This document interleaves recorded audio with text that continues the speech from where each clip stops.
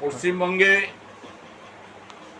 নারী নিরাপত্তাহীনতা, মারা পথে নামছেন, রাত দখলে লড়াই করছেন। পশ্চিমবাংলার বিধানসভার বিরোধী দল নেতা শুভেন্দু বাবু নারী সুরক্ষা যাত্রা আন্দোলন শুরু করছেন। এটা অত্যন্ত প্রাসঙ্গিক।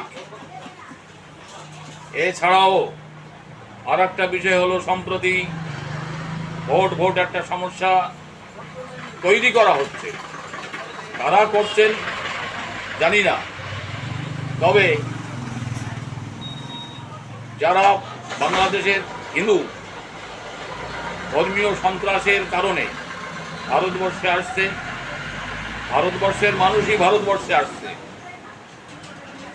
যারা ওই রোহিঙ্গা আর বাংলাদেশের অনুপ্রবেশকারীদের সঙ্গে এদের মিলিয়ে নিতে চাইছেন, ভুল করছেন। বা এদের যারা বাংলাদেশের হিন্দু যারা এখানে আছে তাদেরকে অনেক ভয়ভীতি দেখাচ্ছেন।